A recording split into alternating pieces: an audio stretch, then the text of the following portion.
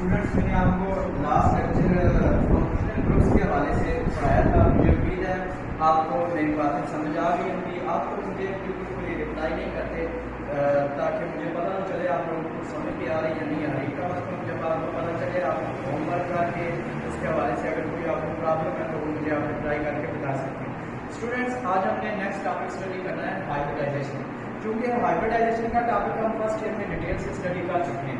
यहाँ पे हमने ऑर्गेनिक कंपाउंड की हाइब्रिडाइजेशन स्टडी करनी है। ऑर्गेनिक कंपाउंड में कार्बन पाया जाता है और कार्बन हमें पता है सिंगल बॉन्ड भी बनाता है, डबल बॉन्ड भी बनाता है और ट्रिपल बॉन्ड भी बना सकता है। इसलिए कार्बन की हाइब्रिडाइजेशन sp3 भी हो सकती है, sp2 भी हो सकती है और sp भी हो सकती है। लिहाजा हम यहाँ पे तीन टाइप्स को ब्रीफ स्टडी करेंगे क्योंकि हम डिटेल से पहले फर्स्ट ईयर में स्टडी कर चुके हैं।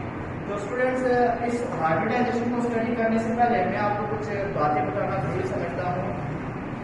सबसे पहले हमें ये पता होना चाहिए व्हाई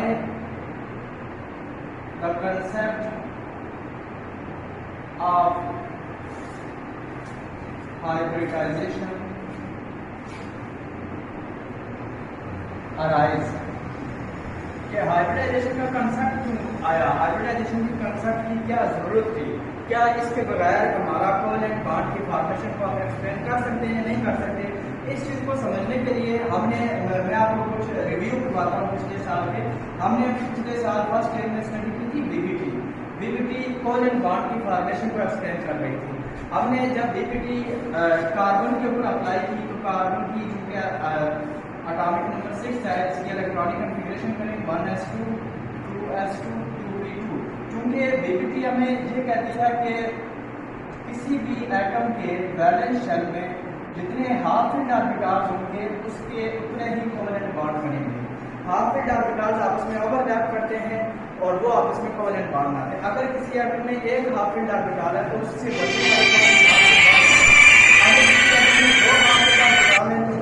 दो कोवैलेंट बॉन्ड बनाएगा। क्योंकि कार्बन के अंदर दो हाफ फील्ड ऑर्बिटल है, लिहाजा कार्बन दो कोवैलेंट बॉन्ड बनाता है। लेकिन बीबीटी तो ये बता रही है कि कार्बन दो कोवैलेंट बॉन्ड बना रहा है, लेकिन हकीकत में कार्बन 4 कोवैलेंट बॉन्ड बना रहा है। इस चीज को बीबीटी ने कैसे एक्सप्लेन किया? बीबीटी ने ये कहा कि जो इलेक्ट्रॉनिक कन्फिग्रेशन है इसको हम दो स्टेट में एक्सप्लेन कर सकते हैं, ग्राउंड स्टेट में और एक्साइटेड स्टेट में। एक्साइटेड स्टेट में अगर हम कार्बन की इलेक्ट्रॉनिक कन्फिग्रेशन करते हैं तो हमारे पास ये 1s2 2s से एक इलेक्ट्रॉन जंप होगा वो 2pz में आ जाएगा क्योंकि 2pz यूटी है। इस तरह कार्बन के 4 हाफ फील्ड ऑर्बिटल्स होते हैं। तो यहाँ से अगर हम देखें तो बीबीटी कार्बन की टेट्रावैलेंसी यानी 4 बॉन्ड बनाने की सलाहियत को उसने बड़ा अच्छा एक्सप्लेन किया। उसने कहा कि कार्बन 4 बॉन्ड बना रहा है। जैसे हमारे पास ये कार्बन है, इसके 4 बॉन्ड ऐसे बनेंगे। लेकिन बीबीटी के मुताबिक यहाँ पे एक प्रॉब्लम आ रही है। जो कार्बन के 4 बॉन्ड है उसमें से जो 3 बॉन्ड है वो बन रहे हैं p ऑर्बिटल्स की वजह से, और जो एक बॉन्ड बन रहा है वो किस वजह से बन रहा है? s ऑर्बिटल की वजह से। चूंकि s ऑर्बिटल न्यूक्लियस के करीब है और p ऑर्बिटल न्यूक्लियस से दूर होते हैं, इसका मतलब ये जो बॉन्ड s ऑर्बिटल से बनेगा उस बॉन्ड की बॉन्ड लेंथ शॉर्ट होगी क्योंकि उस बॉन्ड के इलेक्ट्रॉन को न्यूक्लियस ज्यादा अपनी तरफ खींचेगा, जबकि जो बॉन्ड p ऑर्बिटल से बनेंगे उन बॉन्ड की बॉन्ड लेंथ थोड़ी ज्यादा होगी। तो अगर हम इस लिहाज से देखें तो कार्बन के 3 बॉन्ड ना होने चाहिए ऐसे, और एक बॉन्ड इसमें शार्ट होना चाहिए, यानी कार्बन के 4 बॉन्ड इक्वल नहीं होने चाहिए इस तरह। लेकिन जब हमने एक्स रे से कार्बन के 4 बॉन्ड की स्टडी की तो हमें पता चला कार्बन के 4 बॉन्ड इक्वल है, अनइक्वल तो है ही नहीं। अब इस चीज की एक्सप्लेनेशन बीबीटी नहीं कर सकती। यानी बीबीटी की सबसे बड़ी लिमिटेशन क्या थी? अगर मैं यहाँ पे आपके सामने लिमिटेशन लिखूं, लिमिटेशन ऑफ बीबीटी, तो हम लिख सकते हैं it cannot describe the equivalent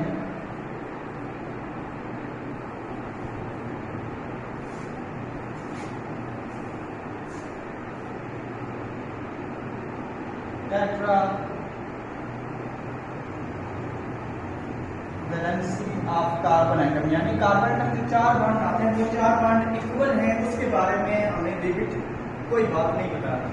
अब इस चीज को, इस लिमिटेशन को बताने के लिए हमारे पास एक नया कंसेप्ट आया, वो था हाइब्रिडाइजेशन। हाइब्रिडाइजेशन लफ्ज हाइब्रिड का मतलब होता है मिक्सचर क्रिस्टल। हाइब्रिडाइजेशन एक ऐसा कंसेप्ट है जिसमें वो उसने ये कहा कि जब भी एस के इलेक्ट्रॉन पी में जंप करते हैं उसी दौरान एस ऑर्बिटल इन तीनों पी ऑर्बिटल के साथ ओवरलैप करता है।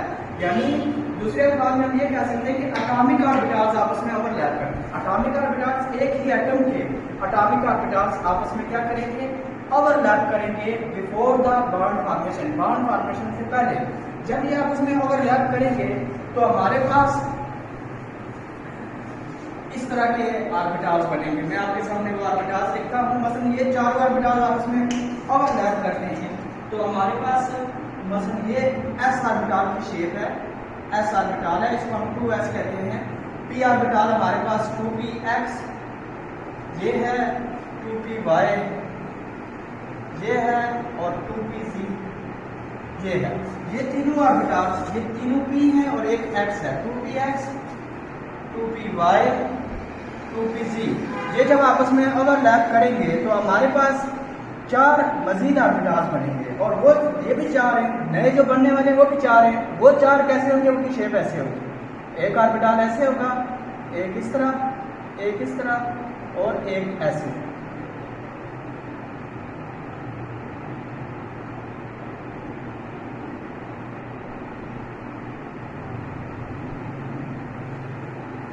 अब ये चार ऑर्बिटल सब की शेप भी एक जैसे है और सब की एनर्जी भी एक जैसी। यानी हाइब्रिडाइजेशन में हम सिंपल अगर हाइब्रिडाइजेशन की डेफिनेशन करें, orbitals atomic orbitals of different energy and different shape overlap to form orbitals of same energy and same shape.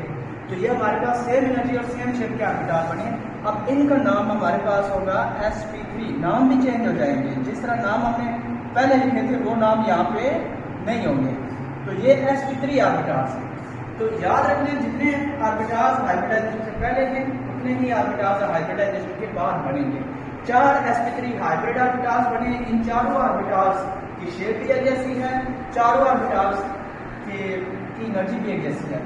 अब जब ये हाइब्रिड ऑर्बिटल्स ओवरलैप करेंगे हाइड्रोजन के हाफ-एड ऑर्बिटल के साथ, वो अनहाइब्रिड होगा, तो उससे जो चार बॉन्ड बनेंगे वो चारों बॉन्ड इक्वल होंगे, वो चारों बॉन्ड इक्वल लेंथ के होंगे। मसलन मैं आपके सामने हाइड्रोजन का इलेक्ट्रॉनिक नंबर 1 है, तो ये 1s1, तो आपके पास जब ये हाइड्रोजन 1s1 इसके साथ आके ओवरलैप करेगा ऐसे, तो ये sp3 s ओवरलैपिंग होगी, ये भी sp3 s ओवरलैपिंग होगी, ये भी हमारे पास sp3 s ओवरलैपिंग, ये भी हमारे पास sp3 s ओवरलैपिंग। तो इस तरह हमारे पास चारों बॉन्ड इक्वल लेंथ के हो जाएंगे। तो इस तरह हम लिख सकते हैं इसको ऐसे, यहाँ पे कार्बन ये भी इक्वल लेंथ का बॉन्ड, ये भी इक्वल लेंथ का, ये भी इक्वल लेंथ का, ये भी इक्वल लेंथ का। तो इसलिए कंसेप्ट ऑफ हाइब्रिडाइजेशन अराइज हुआ है। इसने सक्सेसफुली एक्सप्लेन किया why all the 4 bonds of carbon are of equal length. ठीक है, तो यहाँ से हमने हाइब्रिडाइजेशन को आगे मज़ीद स्टडी करना है। मैंने आपको बताया था कि हम यहाँ पे हाइब्रिडाइजेशन की 3 डिफरेंट टाइप स्टडी करेंगे। सबसे पहले मैं आपको यहाँ पे बताऊंगा sp3 हाइब्रिडाइजेशन क्या है। मैं डिटेल से आपको ये बातें फर्स्ट ईयर में बता चुका हूँ, लिहाजा मुझे उम्मीद है कि मुझे यहाँ पे ज़्यादा डिटेल से बताना नहीं पड़ेगा क्योंकि आपको बातें याद होंगी। तो सबसे पहले हम sp3 हाइब्रिडाइजेशन स्टडी करते हैं। sp3 हाइब्रिडाइजेशन की डेफिनेशन है, या इसके अगर मैं आपके सामने फीचर्स लिखता हूँ, फीचर्स इसमें 1s and 3p atomic orbitals overlap करते हैं। ठीक है, हमारे पास बनते हैं 4sp3 हाइब्रिड ऑर्बिटल्स। ये जो 4sp3 हाइब्रिड ऑर्बिटल्स होते हैं इनकी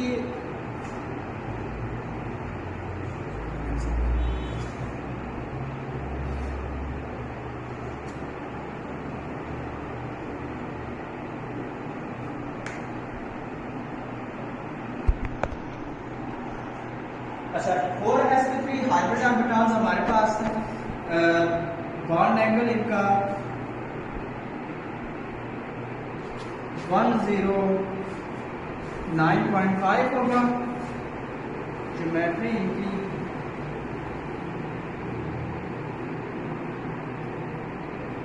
टेट्राहेड्रल होगी और ज्योमेट्री टेट्राहेड्रल है। इसमें हमारे पास जो sp3 में आप देखें, अगर s और p की रेशो s1 है और p 3 है, p s 25% होगा, p 75%, 100 में से हम रेशो निकाल रहे हैं, तो आप लिख सकते हैं s करेक्टर 25%, p करेक्टर 75%। आप इन sp3 हाइब्रिड ऑर्बिटल्स को ऐसे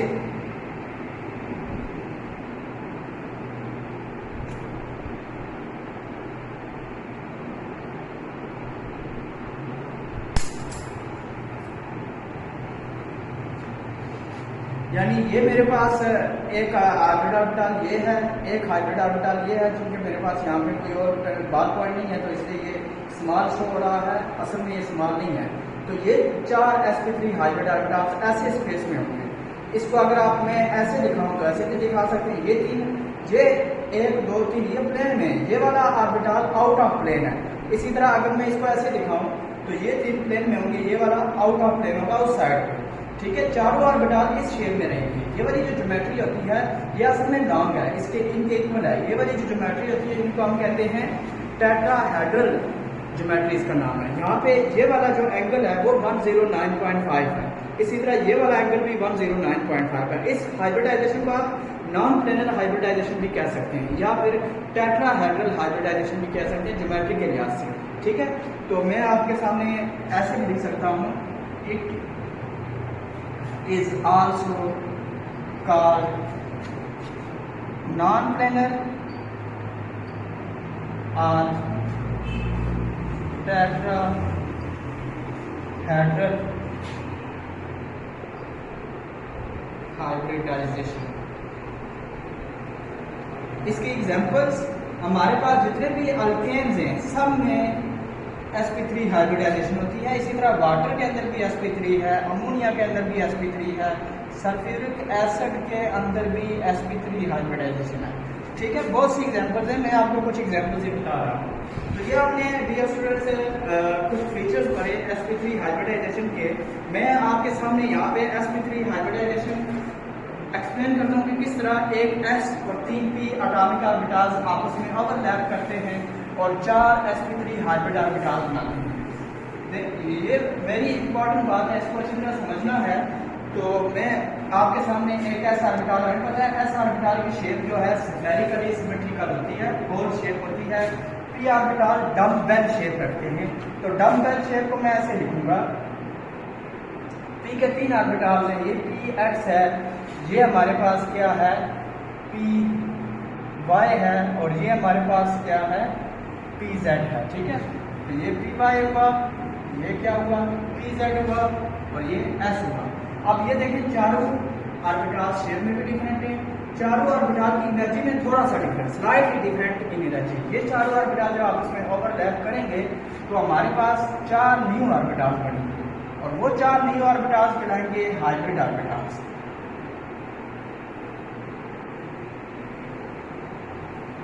ऐसे अब ये चारों ऑर्बिटल जिस तरह मैंने अभी आपको शेप बताई उस तरह रहेंगे ये। मैं आपको मुझे उम्मीद है कि दोबारा मुझे बताने की जरूरत नहीं पड़ेगी, लेकिन चलिए मैं आपको बता देता हूँ दोबारा भी कि ये चारों ऑर्बिटल इस तरह की ज्योमेट्री में एक दूसरे के इर्द गिर्द अलाइन होंगे ताकि एक दूसरे से थोड़ा दूर रहे और उनके दरमियान रिपल्शन कम से कम हो। ये जो 3 ऑर्बिटल्स हैं वो एक प्लेन में है और ये चौथा ऑर्बिटल आउट ऑफ प्लेन है, इसलिए मैंने कहा था ये नॉन प्लेनर हाइब्रिडाइजेशन है। ठीक है, ये वाला जो ऑर्बिटल है ये असल में ऐसे नहीं है, ये पीछे है, बैक साइड में है। ठीक है, इनके दरमियान ये वाला जो एंगल है वो 109.5 है। ये याद रखना है कि जो अनहाइब्रिड ऑर्बिटल होता है उसको हम ऐसे लिखते हैं, उसके 2 लोब्स बनाते हैं, लेकिन जो हाइब्रिड ऑर्बिटल होता है उसका एक लोब लार्ज करते हैं दूसरा लोब स्मॉल करते हैं। इसीलिए मैंने यहाँ पे एक लोब लार्ज किया, ये दूसरा स्मॉल किया, ये हाइब्रिड ऑर्बिटल को शो करता है। तो स्टूडेंट मुझे उम्मीद है आप लोगों को मेरी बातें समझ आ रही हैं ये इस हाइब्रिडाइजेशन, इस ज्योमेट्री को हम क्या कहते हैं? टेट्राहेड्रल ज्योमेट्री कहते हैं। तो ये sp3 हाइब्रिडाइजेशन है। अगर हम इसी sp3 हाइब्रिडाइजेशन को एक्सप्लेन करें मीथेन के अंदर या इथेन के अंदर, तो आपके सामने सिंपल सी बातें हैं। आपको ये बातें समझ में आएगी। मैं इथेन के अंदर एक्सप्लेन करता हूँ।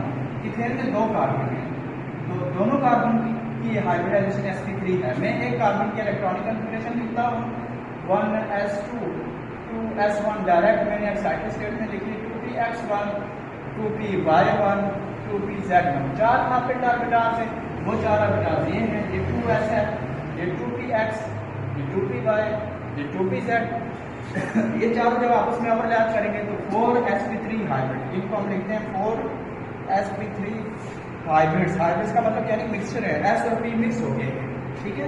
ये बिफोर द बॉन्ड फॉर्मेशन ये प्रोसेस हुआ है। जो ये होगा उसके बाद बॉन्ड बन जाएगा एटम्स के दरमियान, ठीक है। इसका नाम, इसके अंदर भी एक इलेक्ट्रॉन, इसके अंदर भी एक इलेक्ट्रॉन, क्योंकि यहाँ भी एक इलेक्ट्रॉन है, इसके अंदर भी। इसका नाम अब होगा sp3, इसका नाम भी आप sp3, इसका नाम भी आप sp3, इसका नाम भी आप sp3। क्योंकि 2 कार्बन है, दूसरे कार्बन की इसी तरह हाइब्रिडाइजेशन होगी। मैं दूसरे कार्बन की हाइब्रिडाइजेशन को भी इसी तरह ही लिखता हूँ, क्योंकि वो भी sp3 है। यही प्रोसेस उसमें भी होगा कि यहाँ एक इलेक्ट्रॉन, इधर एक इलेक्ट्रॉन, इधर एक, ये sp3, ये sp3, यहाँ पे भी sp3, यहाँ पे भी sp3। तो स्टूडेंट्स, मैंने आपको कहा था कि मैं इन ऑर्बिटल्स को 4 जो sp3 हाइब्रिड ऑर्बिटल्स किसी भी शेप में भी लिख सकता हूँ। तो मैं इन 2 कार्बन को आपस में बॉन्ड बनाने की खातर मैं इनकी शेप जरा चेंज कर दूँगा। तो आपने इसमें कंफ्यूज नहीं होना, क्योंकि हम मालिक्यूल की 3 डायमेंशन ज्योमेट्री की स्टडी कर रहे होते हैं। तो 3 डायमेंशन में हम किसी भी साइड से उसको चेक कर सकते हैं।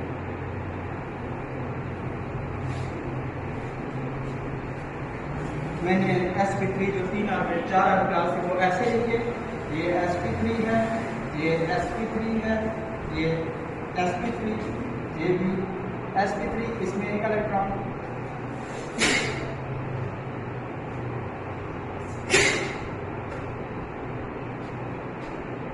इसमें भी 1 इलेक्ट्रॉन, इसमें भी 1 इलेक्ट्रॉन। इसी तरह दूसरे कार्बन का sp3 में ऐसे बनाता हूँ,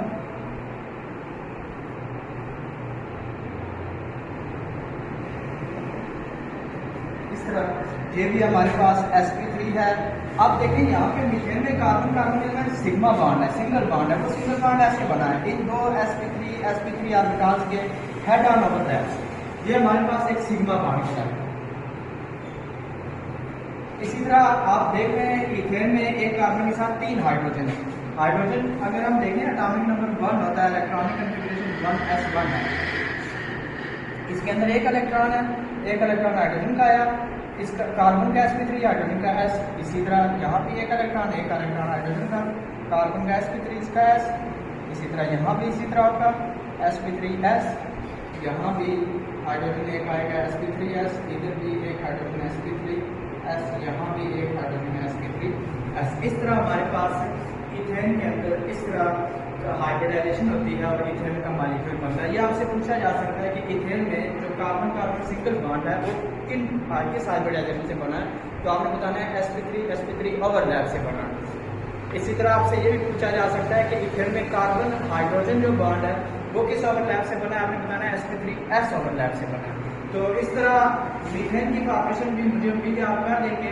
यहाँ पे एक इम्पॉर्टेंट बात मैं आपसे पूछूंगा, आप लोगों ने इसके ऊपर गौर करना है और ये बात समझनी है कि हमने कहा था कि जब हम कार्बन की ग्राउंड स्टेट में इलेक्ट्रॉनिक कन्फिगरेशन करते हैं 1s2 2s2 2px1 2py1 2pz0, फिर हमने कहा कि एक्साइटेड स्टेट में इलेक्ट्रॉनिक कन्फिगरेशन ऐसे हो जाएगी, इलेक्ट्रॉन यहाँ से जंप करके 2pz में चला जाएगा। अब हमने ये भी बात कही कि जो 2s है उसकी एनर्जी थोड़ी कम होती है, जबकि 2p ऑर्बिटल्स की एनर्जी ज़्यादा होती है। इलेक्ट्रॉन जंप करता है 2s से, किधर चला जाता है? 2pz में। अब इलेक्ट्रॉन को 2s से 2pz में जंप करने के लिए एनर्जी रिक्वायर है। इलेक्ट्रॉन के पास ये एनर्जी कहाँ से आती है? This is an important question and I hope you will carefully understand and carefully mind on this question. Thank you. Allah Hafiz.